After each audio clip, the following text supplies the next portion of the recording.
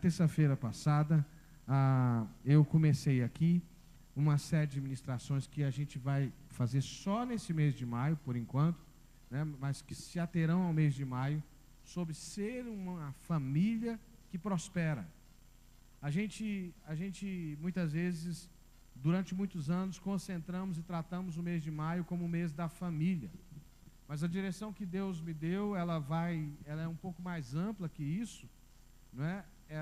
No sentido de você pensar não apenas na sua família individual, no seu núcleo familiar, mas você pensar nessa família maior de que nós somos parte.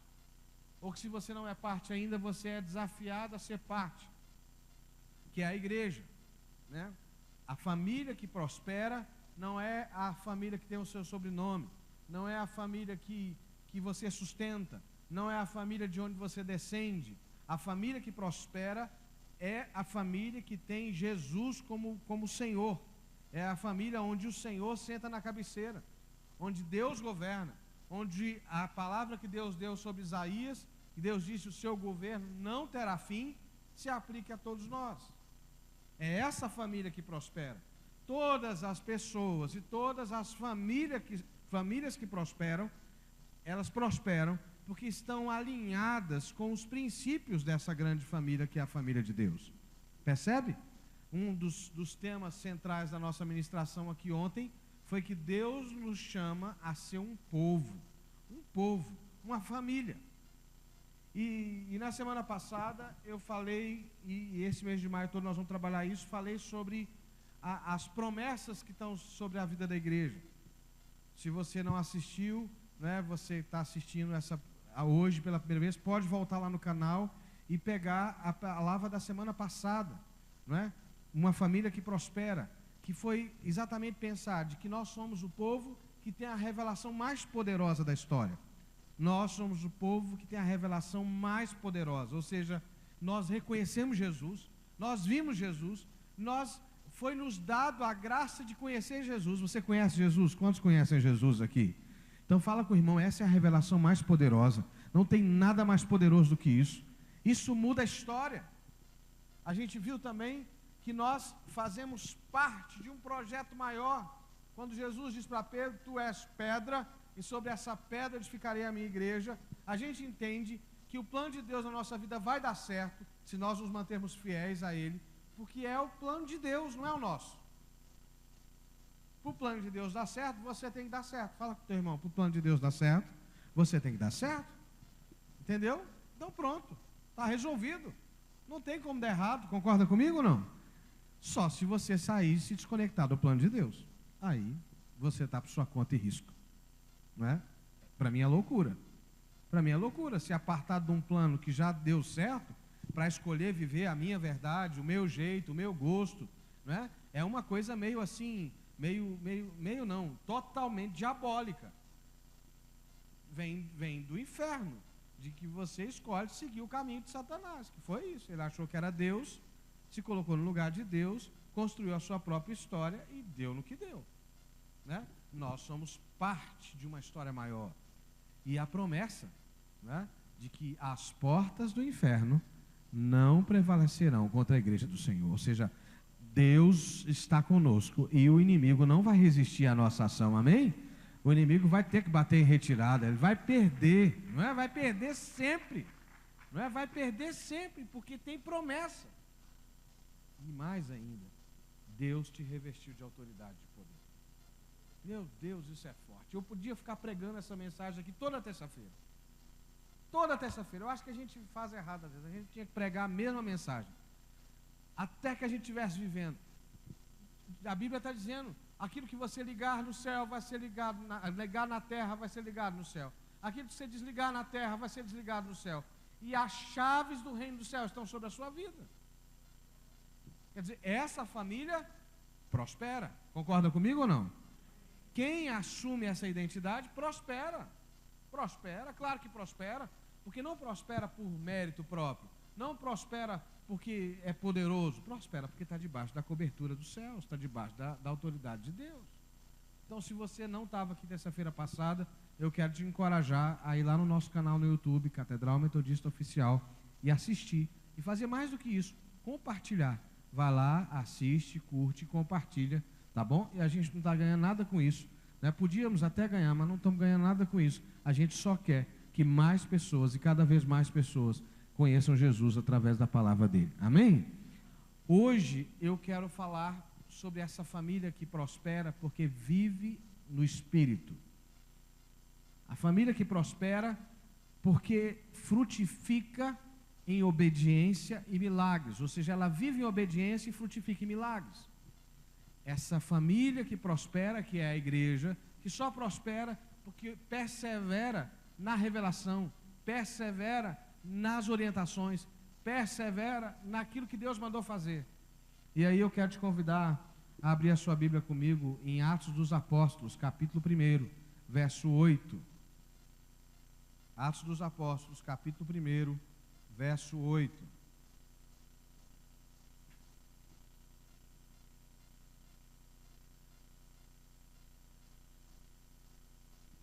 Amém? Diz assim: mas recebereis poder ao descer sobre vós descer sobre vós o Espírito Santo, e sereis as minhas testemunhas, tanto em Jerusalém, como em toda a Judéia e Samaria e até os confins da terra. Não é? A gente conhece bem esse texto. E esse texto, na verdade, vem na continuação de uma ordem que Jesus dá aos discípulos. Jesus está pronto para ir ao assunto aos céus. E Jesus diz assim: permanecei em Jerusalém até que do alto vocês sejam revestidos de poder. Fiquem na cidade até que do alto vocês recebam poder. E ao vir sobre vocês o Espírito Santo, vocês vão receber poder para ser as minhas testemunhas na Judéia, que é o espaço imediato da família, da casa, do lugar onde você mora, na Samaria, que é na vizinhança mais próxima, e até os confins da terra. A gente lê esse texto como um texto poderoso, como uma promessa poderosa, mas a gente não tem clareza de tudo que está envolto, tudo está em volta, da riqueza que tem aqui, do desafio que é para os discípulos fazer isso. O primeiro nível de obediência que eles precisam ter, porque a palavra é a obediência que frutifica em milagres. Pode dizer comigo assim? Obediência que frutifica em milagres. Vamos de novo? Obediência que frutifica em milagres. O primeiro nível de obediência aqui é a obediência que vence o medo. É a obediência que vence o medo. Eu não sei você, mas algumas vezes, não por medo de Deus, mas por medo de eu não estar discernindo, ou às vezes porque a gente confia demais na nossa perspectiva. Deus dá a palavra dá a direção, a revelação está dada, mas a gente fica esperando que outros sinais aconteçam, que outros sinais apareçam, porque na verdade a gente tem medo. Você já teve medo de colocar a palavra de Deus em prática? Já? Já ou não? Quem já teve medo de colocar? Diz assim: ai meu Deus, será, Jesus, eu estou aqui, né? Aquela história que diz assim: é melhor um passarinho na mão do que dois voando, né? Se eu obedecer, eu vou perder isso que eu conquistei, né? Se eu obedecer, eu vou perder essa realidade. Ah, isso aqui, o momento que eu estou aqui hoje, mais ou menos como aquele pessoal que está saindo do Egito. Ah, Moisés, que história é essa? Todo dia a gente tem que esperar por um pão que desce do céu, que a gente não sabe muito bem. Nós estamos cansados de pão. Pelo menos lá no Egito a gente era escravo, mas tinha panela de carne. A gente sabia a vida que tinha. Você já conheceu pessoas assim? Pessoas que não mudam, que não avançam, porque elas não querem perder a estabilidade da realidade que elas já têm? Já ou não? Já conheceram? Quantos de vocês já deixaram de pegar um caminho mais rápido porque você não conhece o caminho? Já ou não? Já? Quantos de vocês já abriram mão de oportunidade de emprego com um salário maior, não porque Deus falou com você, mas porque você ficou com medo de arriscar? Já? Não é verdade? Às vezes situações se apresentam para nós e nós temos medo de dar aquele passo. E eu não acho que ninguém deve agir com base de medo. Não acho que a gente deve agir. Mas a Bíblia diz que a fé, ela vence o medo. A fé vence o medo. E quando eu tenho clareza que a direção é bíblica, que a direção é de Deus, que no meu lugar Jesus faria isso, que no meu lugar Jesus seguiria aquele caminho, eu preciso lançar fora o medo. E por que eu estou falando de medo? Porque os discípulos, irmãos, estão cheios de medo. Eu já disse aqui outras vezes, permanecer em Jerusalém, depois daquele show de horrores que eles submeteram a Jesus, era o pior lugar para estar. Jesus dizia para os discípulos: fiquem na cidade, até que do alto vocês sejam revestidos de poder. Meu Deus do céu. É mais ou menos como mandar você para um lugar que você morre de medo, lá no Rio, que os petropolitanos morrem de medo do Rio, não é verdade? Quem é petropolitano de verdade tem medo do Rio, não é? É ou não é? É. Nenhuma ofensa ao Rio aqui, por favor. Mas não é verdade ou não? Né? A gente fica assim apavorado, e aí Jesus diz assim: olha, você vai ficar ali nesse lugar desafiador, desafia a tua fé, até que do alto você seja revestido de poder. Eu posso olhar os discípulos olhando um para o outro, sabe aquele olhar que a gente olha um para o outro assim, ai, ai, ai. O Senhor podia ter pedido tanta coisa, Jesus. Se o Senhor dissesse assim, permanece lá na Galileia, não faz muito sentido, irmãos. A maior parte do ministério de Jesus foi desenvolvido na Galileia. Jesus foi pouquíssimas vezes em Jerusalém, e a última vez que foi para morrer e para ser humilhado da pior forma possível. Então não parece fazer muito sentido que Jesus mande os seus discípulos permanecer em Jerusalém. Você já recebeu alguma direção de Deus que no princípio não parecia fazer muito sentido? Já? Não é? Mas valeu a pena esperar? Valeu a pena obedecer? É mais ou menos a história. A família que prospera, essa família que prospera que somos nós, a igreja de Deus, é uma igreja que obedece apesar do medo. É uma igreja que obedece apesar de não termos o controle. Obedece apesar de não saber. Essa é uma regra, por exemplo, para os dízimos e para as ofertas.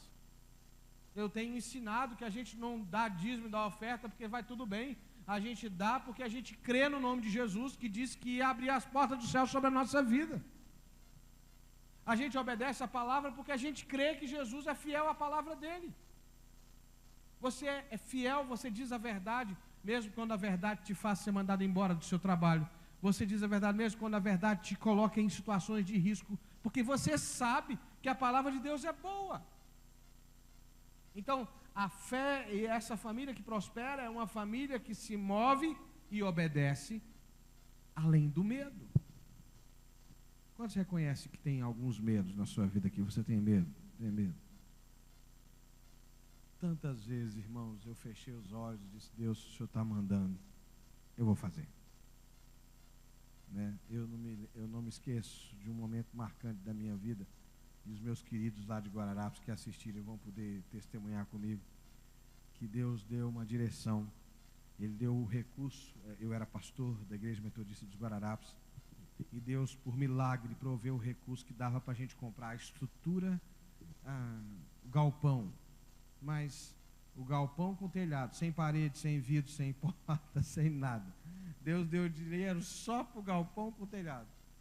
E era só o que eu tinha. E Deus já tinha dado direção para mim também, que meu tempo naquela igreja estava terminando. Isso era junho, mais ou menos. Eu só tinha 6 meses lá.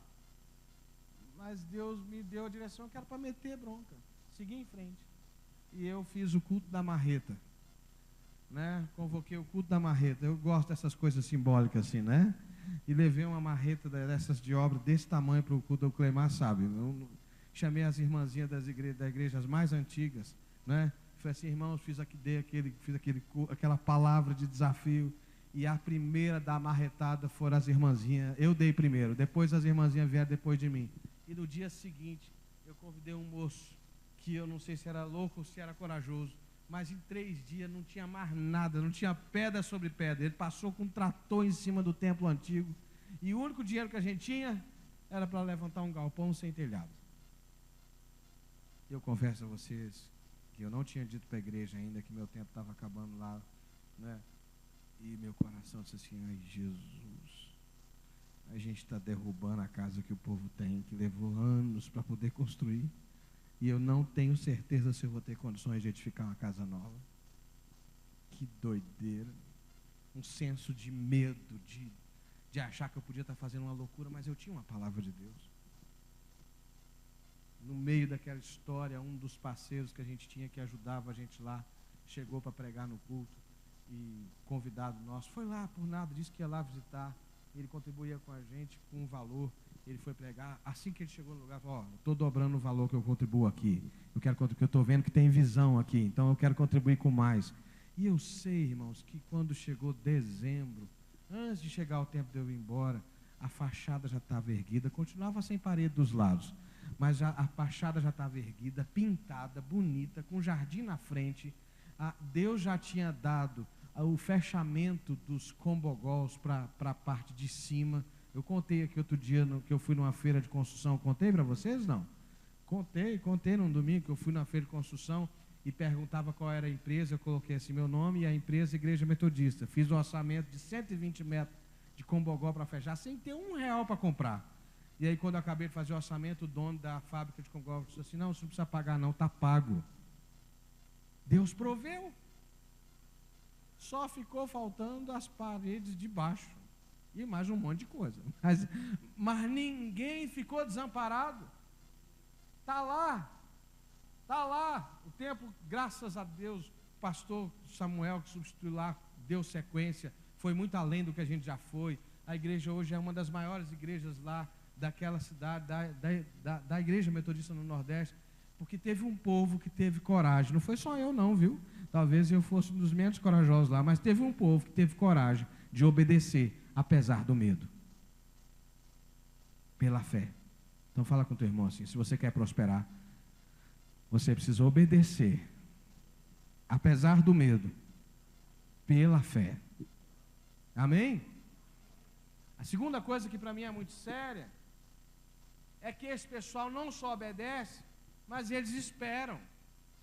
Porque a questão não é permanecer em Jerusalém, é permanecer em Jerusalém até que. Fala comigo assim, até que. Permanecer um dia, 2, não é? É mole. Vamos lá, estou firme, né? É igual aqueles regimes que a gente inventa, né? Regime da pedra, não é verdade? Né? Faz tudo com pedra, né? Mas sei lá, tem regime de tudo quanto é jeito, não é verdade? Sobre regime de low carb, muito carb, né? Tem de tudo, né? E aí você vai, e aí vai o primeiro dia, o segundo dia, o terceiro dia, a primeira semana. Na segunda semana você já está assim, mas não dá para pegar nem um pedacinho de pizza, uma batatinha sauté assim, não dá, né? Aí você vai na célula só tem carb, só tem carboidrato, é só farinha em cima da mesa, né? É uma provação, né? Não é o pessoal que assim como eu foi mais abençoado, né? Com a facilidade de ganhar peso, não é o pessoal de peso como eu. Tudo quanto é lugar que você vai nesse Brasil que vai ter lanche é carboidrato, pão e bolo, só dá engordativo, não é verdade, irmão? Você não chega num lanche numa casa que tem uma mesa de frutas, uva, banana. Banana também tem carboidrato, né? Até isso, gente. Não, tem um peixe cru aqui para você comer. Não existe isso. Não é uma salada de frutas aqui para você. Não, só tem prova. O Dário com os brioches dele, o pastel na saída do culto, só tem. E aí na segunda semana você já foi. Já foi. Você não, né? Eu. Não é? Mas eles permaneceram em Jerusalém até que do alto seja revestido de poder. Então, o segundo nível de obediência não é a obediência só que vence o medo. É a obediência que persevera e que dá conta de cruzar a linha do tempo. Mas Deus não usa relógio, não. A Bíblia diz que um dia é como 1000 anos, e 1000 anos como um dia. Às vezes Deus fala assim, amanhã. Eu estou brincando. Deus não faz esse tipo de coisa com a gente. Mas Deus diz assim, espera, meu filho. Espera que está chegando. Mas o tempo de Deus, O ciclo de Deus não combina com o nosso. E tem muita gente que abre mão de bênçãos porque negocia prazo. Não é? Tem alguém que é parecido comigo aqui que quer tudo para ontem? Tem alguém que quer tudo para ontem aqui? Né? Você quer para ontem, você espera para ontem, né? Não chegou ainda, como é que é isso? Né? Deus, eu já estou na prova, já tem tanto tempo, e a coisa não anda, como é que é isso? Né? Porque às vezes, lembra da música que a Tuane gosta de contar? Quando Deus está em silêncio, é porque Ele está trabalhando. Tem coisas que precisam acontecer que estão além do nosso olhar de visão, estão além do nosso radar, sabe? Tem coisas que dependem de Deus mobilizar outras pessoas, outros corações estão sendo movidos, outras realidades estão acontecendo. Às vezes tem uma batalha espiritual no meio, tem situações que precisam de tempo. Fala com o teu irmão assim: a família que prospera, espera. Fala para ele: a família que prospera, espera. Amém? A Bíblia diz assim: esperei com confiança no Senhor, e Ele ouviu a minha voz. Mas sabe o que a gente faz? A gente pede, não veio no prazo da gente, o que a gente vai fazer? A gente vai dar uma de Deus e tenta fazer com que as coisas aconteçam no nosso tempo. Quer uma história? O pai da fé. Se bem que eu acho que não dá para aliviar para ele não, porque ele entrou no erro como Sara. Lembra do pai da fé? Deus fez uma promessa: você vai ser pai de muitas nações. E aí Sara diz assim para Abraão: Abraão, vamos lá, eu sei, você é um homem de Deus, né? Deus prometeu que nós vamos ser pai de muitas nações, mas olha para nós, Abraão, né? Olha para nós, olha o nosso estado, olha o layout, né? Você já passou dos 80, e eu já não sou uma mocinha mais, como é que nós vamos gerar filho, Abraão? Não é? Sabe Deus qual era a performance de Abraão a essa altura do campeonato, irmãos? Não é? E Sara diz assim: Abraão, a gente tem pouco tempo, ó, o tempo está acabando, Abraão. Tem H ali, que eu sei que é sadia, vamos lá, resolve enquanto dá tempo, porque gera um filho do homem. Então, se é filho de Abraão, naquela cultura, não importa de quem é filho de Abraão. Entendeu? Então, Abraão, resolve, vamos resolver enquanto é tempo. E a batalha da história da humanidade foi travada numa tentativa de apressar os planos de Deus. A luta permanente entre Isaque e Ismael. Porque Sara e Abraão tentaram apressar os planos de Deus. O plano de Deus se cumpriu e depois, irmãos, cumpriu? Sara gerou? Gerou. Mas a confusão que elas arrumaram já estava arrumada. Não dava para voltar atrás. As decisões que você toma na pressa, elas acabam pedindo conta depois. Então a família que prospera é uma família que obedece e espera. Fala comigo: obedece e espera. Amém, irmãos? A fé que obedece no meio do medo, a fé que aguarda a provisão de Deus, ainda que ela leve um tempo maior do que a gente está pronto, é a fé que experimenta o impossível. Se você folhear a tua Bíblia e for comigo para Atos 2, o texto vai dizer: ao cumprir-se o dia de Pentecostes, estavam todos reunidos no mesmo lugar, e de repente veio do céu um som como de um vento impetuoso e encheu toda a casa onde estavam assentados, e apareceram distribuídas entre eles línguas como de fogo, e pousou sobre cada um deles, e todos ficaram cheios do Espírito Santo, e passaram a falar em outras línguas, segundo o Espírito lhes concedia que falassem. Irmãos, está aqui acontecendo uma coisa que esse povo nunca imaginou viver. Deus diz para eles: vocês vão receber poder ao descer sobre vocês o Espírito Santo, mas eles não fazem ideia do que é isso. A experiência que eles tinham era que Deus, de tempo em tempo, revestia, porque essa é a experiência do Antigo Testamento, uma pessoa, um profeta, ia lá, era cheio do Espírito, e aí ele fazia, acontecia, profetizava, fazia, sabe? Depois de um tempo, Deus levantava um outro profeta, né? A gente chama de período intertestamentário, que é um período longo, que Israel ficou sem profecia. que Israel ficou sem uma referência profética, porque eles se envolveram tanto com o pecado que Deus meio que se silenciou, e Deus só quebra esse silêncio em João Batista. Então, eles reconhecem a ação do Espírito agindo de maneira individual e pontual, mas agora um negócio extraordinário acontece. Eles estão reunidos em obediência, esperando, vencendo o medo, cheios de medo ainda, mas obediente.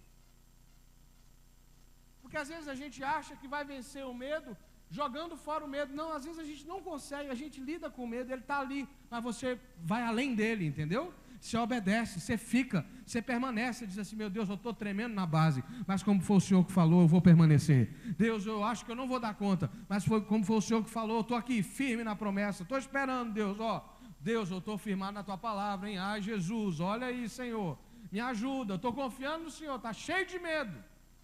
E eles estão lá, com as portas todas trancadas, tudo fechado. E num momento de oração comum, como eles tiveram nos últimos 50 dias, um vento enche a casa. Um vento enche a casa.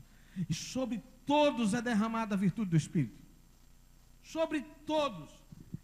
Quando você vai procurar na internet, você coloca assim, Pentecostes, os desenhos mais clássicos são aqueles que têm uma chama, uma centelha de fogo em cima da cabeça de cada um, sobre todos, indistintamente.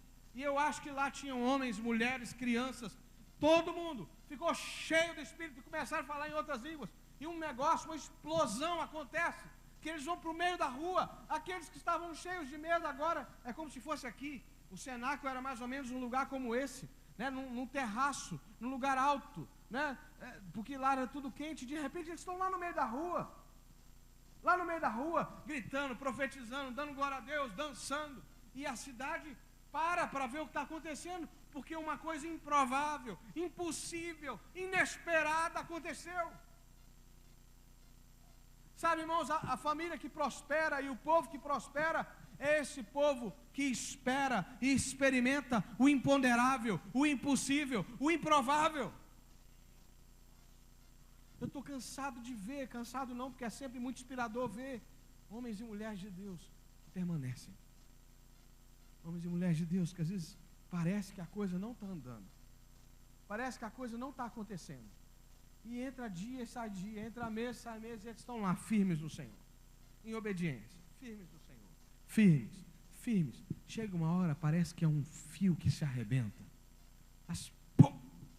e as coisas começam a acontecer, sabe, como um estouro de boiada, né? Como uma represa que se arrebenta. De repente vem como um fluxo incontrolável de poder de Deus, de manifestação de Deus, de coisas que foram esperadas por décadas e que de repente começam a acontecer, porque tinha alguém lá esperando, tinha alguém lá obedecendo, tinha alguém lá na expectativa que algo sobrenatural acontecesse. Deixa eu te perguntar, qual é a sua expectativa? O que você espera? Fala para mim. Quando você veio hoje para o culto, você veio esperando o quê? Pergunta ao teu irmão aí, pergunta para ele, o que você veio esperando quando você veio para cá hoje? Tomara que o pastor Evandro, como ele já falou ontem, falou domingo, hoje ele podia falar um pouquinho menos, não é verdade? Já deu, né? A gente está quase com overdose de pastor Evandro, né? Ainda mais agora, né? Podia falar menos, né? Vamos embora, eu quero chegar em casa cedo hoje. Hoje tem aquele programa às 10 horas da noite, então, se eu conseguir chegar... Será que foi essa a expectativa que a gente veio para cá? Ou a gente está aqui... E enquanto o culto está rolando, você diz assim, porque amanhã eu tenho que fazer isso, então deixa eu pegar o zap aqui, já começa a mandar mensagem. Fulano, eu estou no culto aqui, né, não posso falar, não posso ouvir áudio, não manda áudio, tá? Eu estou aqui e tal, então assim, a gente precisa resolver aquilo, e Deus está falando e você está com outra expectativa. Na verdade, você não vê com expectativa nenhuma. Ou você está aqui dizendo assim, fala, Senhor. Fala, Senhor, que eu quero ouvir. Fala, Senhor, meu Deus, eu estou pronto. Onde é que essa palavra se encaixa na minha vida? O que eu vou fazer com essa palavra? Meu Deus, eu preciso obedecer. Eu estou com medo, mas eu vou obedecer. Eu estou com medo, mas eu vou esperar. E aí, de repente, Deus faz as coisas. Deus realiza. Deus manifesta o sinal. Eu estou esperando, irmãos, por um grande avivamento na cidade de Petrópolis. Eu estou esperando por um estouro de boiada e está chegando. É como se a represa estivesse enchendo, e ela está prestes a estourar. Eu estou prontinho para pegar minha prancha e sair surfando na onda que Deus vai levantar. porque eu não vou ser pego de surpresa, eu estou esperando por um grande mover de Deus. Eu estou esperando, às vezes as circunstâncias não me dizem isso, às vezes eu olho e parece até que não é aquilo, mas tem uma palavra, tem uma convicção. Jesus disse assim: esperem até que sejam revestidos de poder, porque vai vir uma coisa grande sobre vocês. A família que prospera é uma família que experimenta, fala comigo, experimenta o sobrenatural. Você está pronto para o sobrenatural? Ou você não precisa do sobrenatural? Você precisa do sobrenatural? Quantos precisam do sobrenatural aqui? Ah, eu preciso. E finalmente, irmãos, acompanha comigo. A obediência que vence o medo. A obediência que espera. A obediência que experimenta. Certo? Experimenta. E é a obediência que abre portas para uma vida de milagres. Abre portas para uma vida de milagres. E eu creio que esse último tópico aqui ainda vai render um pouco mais. Hoje a gente só vai começar. O que acontece com esses caras aqui? Eles vão para o meio da rua. E no meio da rua, o que acontece? O que acontece no meio da rua, irmãos? Eles acham que eles estão falando uma língua de anjos. Eles acham que eles não conseguem nem entender. Eu não sei se você já teve experiência assim, de Deus te dar línguas, você falar em línguas, você falar uma linguagem que você não consegue entender. Você já deve ter visto aqui na igreja, nos cultos.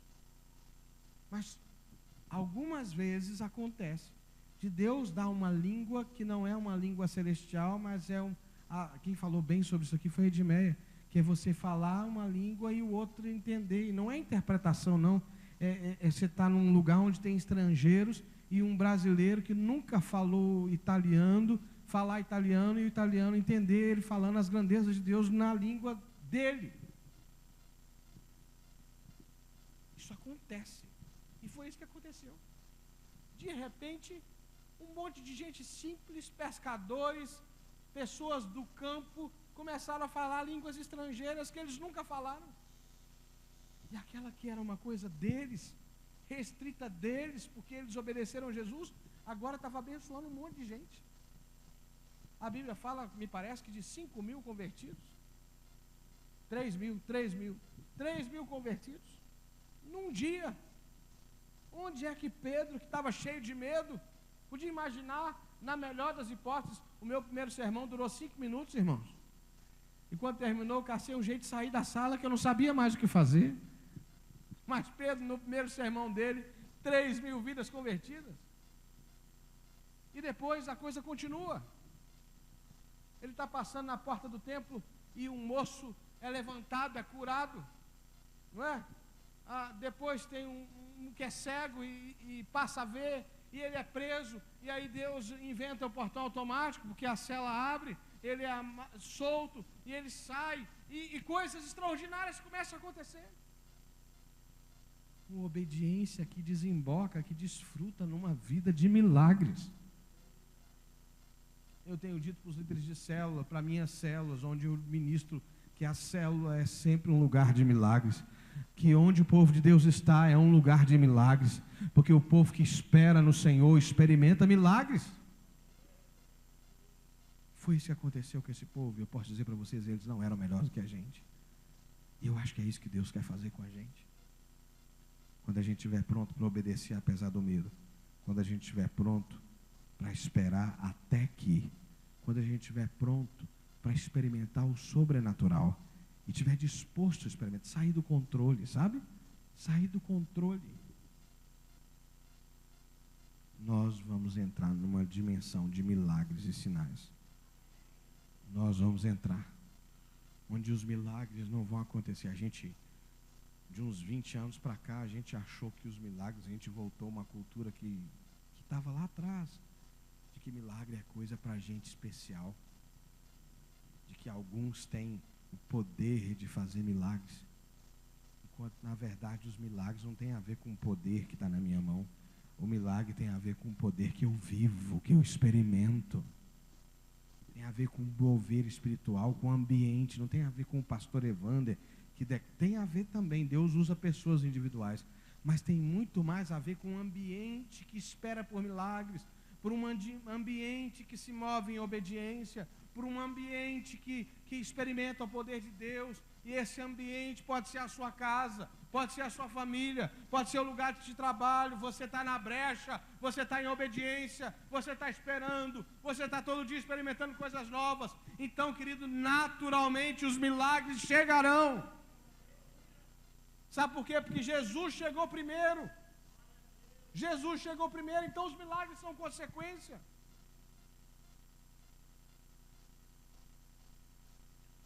A família que prospera é uma família que obedece e frutifica em milagres. Percebe? Fala comigo, obedece e frutifica em milagres. Eu nunca vi uma planta saudável fazer esforço para frutificar. Você já viu? Já? A goiabeira dizendo assim, agora chegou a hora da goiaba. Ai, meu Deus, como é que vai ser isso? Né? Como é que essa goiaba vai sair do meu galho? Já viu isso? Não. Já viu o passarinho fazendo esforço? Ele não está aqui hoje, né? Para poder cantar. O passarinho canta. Goiabeira da goiaba. Abobrinha da abobrinha. Pé de pepino dá pepino. E homem e mulher de Deus frutifica em milagres. Amém? Os milagres passam a ser naturais. Sabe por quê? Porque você serve a um Deus de milagres. Faz sentido para você ou não? Faz sentido? Então, você consegue me dizer o que a gente aprendeu aqui hoje? Uma obediência, apesar do medo. Então a pergunta é, onde é que você está tendo medo de obedecer a Deus, que você precisa obedecer a Deus?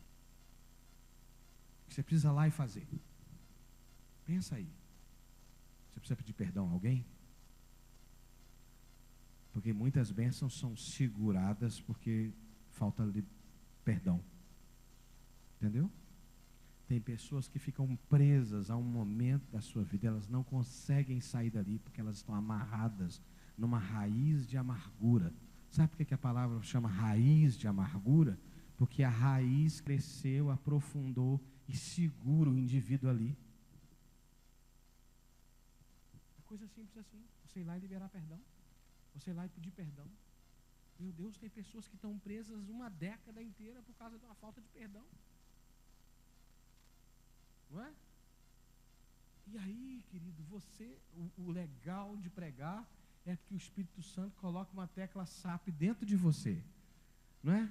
Eu falo batatinha e você entende purê de batata, com queijo ralado em cima. Não é? Não é isso? Eu falo carne moída e você vê um filé mignon acebolado, suculento, chega já com tecla SAP. Ou seja, você sabe quais são as áreas da sua vida que precisa começar a obedecer. Então obedece em nome de Jesus. Você sabe também quais são as áreas da sua vida que você está dando uma de Abraão e Sara, chamando H para poder antecipar as coisas que você precisa aprender a esperar. Então, dá um conselho para o seu irmão aí, rapidinho, fala para ele assim, para de ajudar Deus, fala para ele, para de ajudar Deus, por favor, para. Amém? Para, sai do controle. Ou você é discípulo do Senhor, ou você é Deus. Então Deus não precisa da sua ajuda, amém? Amém? Todo respeito, fala comigo assim, Deus não precisa da minha ajuda. Deixa Deus ser Deus. Deixa Deus ser Deus, amém, irmãos? Deixa Deus ser Deus. Espera no Senhor. Porque o que se espera no Senhor renovam as suas forças. Abre o seu coração para viver o sobrenatural. Eu estou com um frescor na cabeça, irmão. Assim. Tá? Então, estou com a cabeça fresca, Rose. A cabeça fresca. Toda hora que eu passo, bate uma brisa assim, pastor Edson, você precisa ver. Cabeça fria. Eu não posso dizer mais que estou com a cabeça quente. Será que você está tentando colocar Deus dentro das suas caixas? Será que você está esperando que o agir de Deus venha dentro da tua forma? E por isso, tudo que vem diferente da tua forma, você rejeita. E aí acaba não experimentando o agir de Deus. Lembra que Jesus chora sobre Jerusalém e diz assim: Jerusalém, você não reconheceu a oportunidade da minha visitação. Meu Deus, é tão triste quando a gente acompanha e vê Deus batendo na porta, batendo na porta, batendo na porta. Mas a pessoa, apesar de dizer que quer Deus, ela se comporta do jeito que ela acha que tem que se comportar. E sem saber, ela resiste Deus. Porque na verdade ela se sente Deus. Ela não precisa de Deus, ela já é um Deus em si mesma. Por isso ela não reconhece o mover sobrenatural de Deus. Ela não experimenta coisa nova. Porque ela já sabe tudo. Não tem nada novo debaixo do céu para ela. Já sabe tudo. E aí não frutifica em milagre. Sabe por quê? Porque só vive milagre quem sabe que não sabe. Fala com o teu irmão, só vive milagre quem sabe que não sabe. Que está esperando o extraordinário, o sobrenatural. Amém? Vamos orar? E aí? Vamos prosperar? Vamos prosperar? Vamos parar de marcar passo? Vamos prosperar em nome de Jesus? Vamos avançar? Vamos tomar a terra que é nossa por herança? Amém, irmãos? Vamos viver a promessa? Então vamos ficar em pé, em nome de Jesus.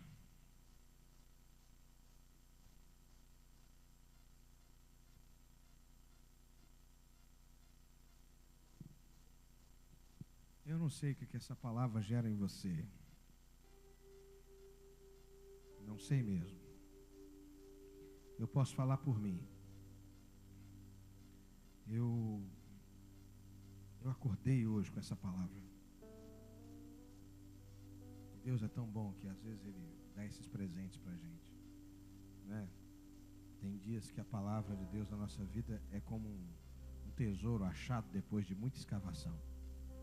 E tem dia que parece que Deus pega um vaso assim de água e derrama em cima da sua cabeça assim, diz assim: abre a boca e recebe aí. Tem dias que Deus derrama tudo de uma vez.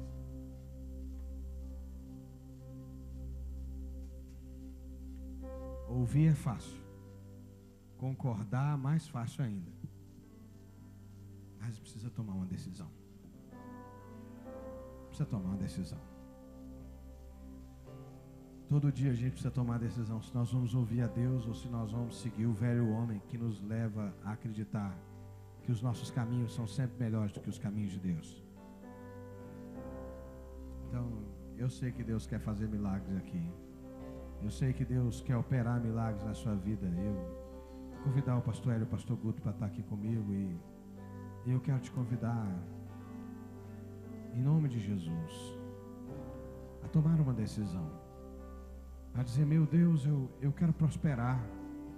Porque eu sou parte dessa família que prospera. E a gente já explicou o que é prosperar.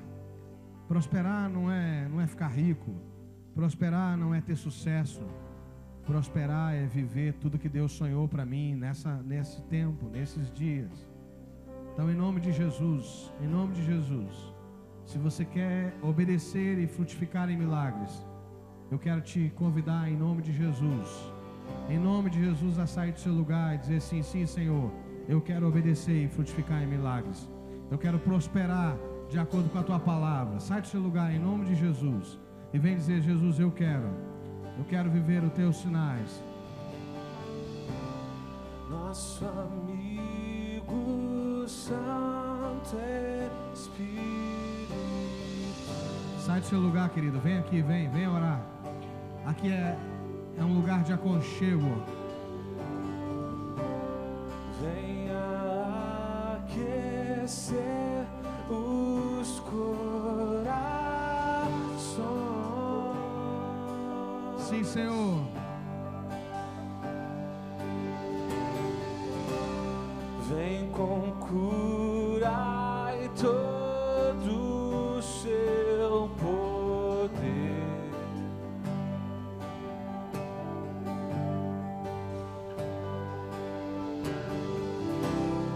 Vem manifestar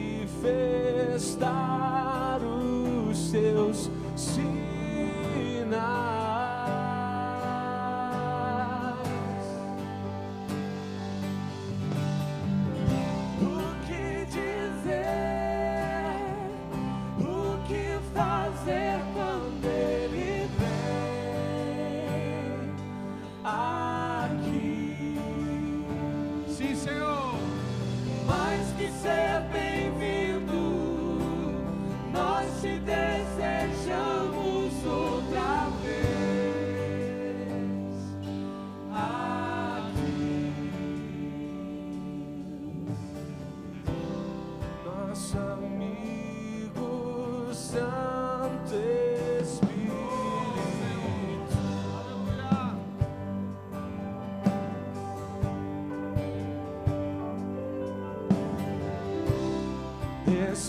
Esperamos pelo teu soprar,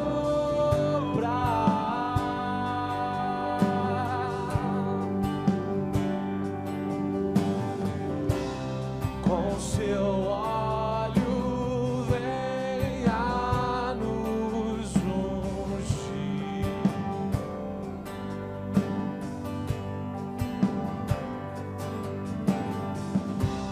Com teu fogo vem nos batizar.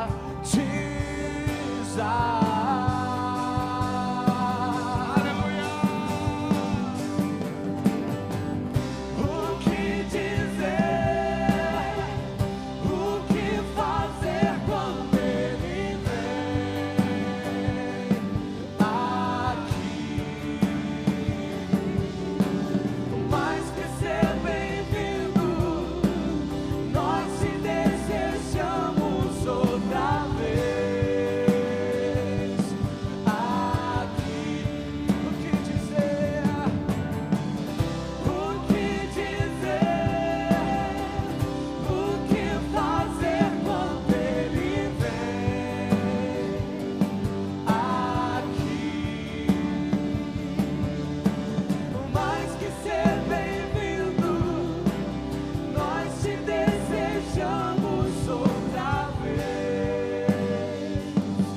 aqui.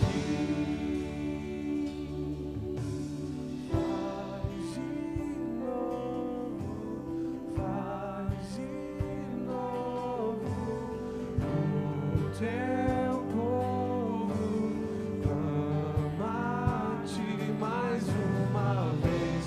De novo, faz de novo o teu povo ama-te mais uma vez. De novo, faz de novo o teu povo ama-te mais uma vez.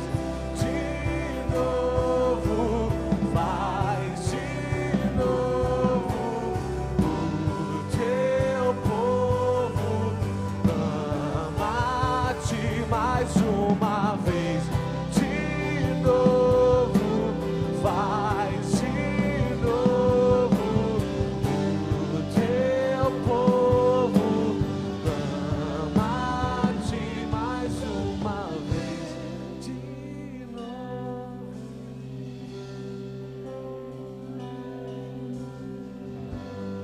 No dia de Pentecostes não tinha ninguém dirigindo a reunião de oração. Eles eram um só povo, um só corpo, todos clamando e dizendo: vem Espírito sobre nós, vem Senhor e cumpre a tua promessa. Ainda que com medo nós estamos aqui, ainda que sem saber nós estamos esperando no Senhor. Meu Pai, nós estamos abertos ao mover do teu Espírito, nós estamos abertos àquilo que só o Senhor pode fazer. Os nossos corações se abrem a Ti, Deus, porque nós queremos viver outro nível de experiência contigo. Nós queremos ser a igreja e o povo que prospera, porque anda no Espírito. O povo que prospera, porque obedece, ainda que Deus, em meio a incertezas. Um povo que espera no Senhor e do Senhor, porque do Senhor vem a vida e tudo que temos.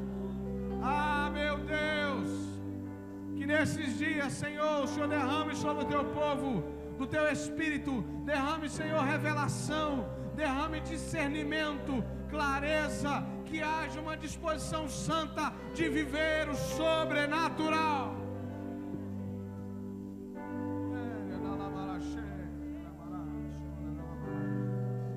Que haja uma disposição santa de transitar num outro nível de intimidade com o Senhor.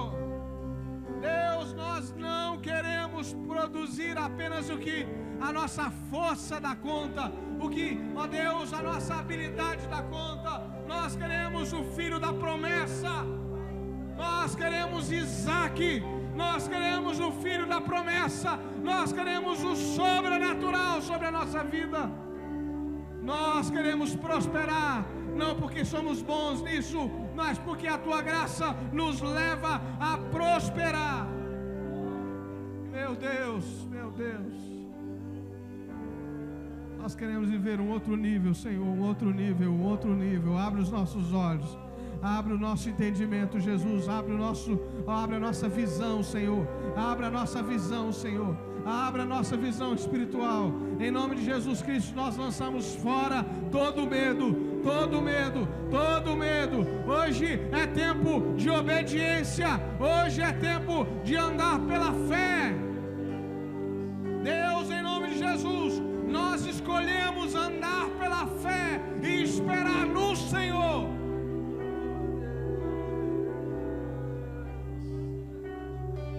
Por isso nós renunciamos os nossos atalhos, nós renunciamos as nossas estratégias, nós renunciamos a nossa capacidade de interferir na história pela sua interferência, Jesus, pelo poder de Deus que opera em nós.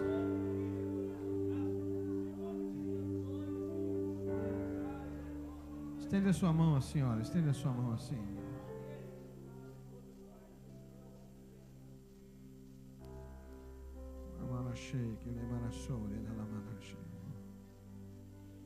E permita que o fogo do Espírito consuma todo o pecado que está sobre as suas mãos. Que o fogo do Espírito queime todo atalho, toda ferramenta inútil, toda desconfiança, todo temor, todo medo, toda impaciência, toda pressa. Põe a tua mão assim, querido. Põe a tua mão assim, a tua mão para frente. Diga a Deus, em nome de Jesus, as minhas mãos estão diante do Senhor. As minhas mãos estão diante do Senhor. Deus, para que o Senhor tire das minhas mãos aquilo que não é teu. Em nome de Jesus, que o Senhor tire das minhas mãos o que não é teu. Tira, Deus, as armas que não são tuas. E em nome de Jesus, hoje eu me rendo ao Senhor. Eu me rendo. E aí eu queria te convidar que você erguesse as suas mãos aos céus. Erga as suas mãos aos céus. E diga, eu me rendo, Jesus. Eu me rendo, Jesus. Eu me rendo. Fala para Ele. Eu me rendo, Jesus. Eu me rendo ao mover do Teu Espírito. Eu me rendo ao que só o Senhor pode fazer. Eu me rendo. Em nome de Jesus. Agora põe a mão sobre a tua cabeça e diga, eu recebo o que o Senhor separou para mim nessa noite. Eu recebo visão, eu recebo unção, discernimento, em nome de Jesus, clareza. Eu não serei mais levado pelas minhas emoções. Eu recebo, em nome de Jesus, eu me abro para o poder de Deus. Eu me abro, Senhor, põe a tua mão sobre a minha mão, Senhor. E a mão de Deus está sendo colocada sobre a tua mão nessa hora. Em nome de Jesus, que toda barreira caia, que toda cegueira caia. E que o poder de Deus se manifeste agora sobre a tua vida, sobre a sua casa, sobre a sua família.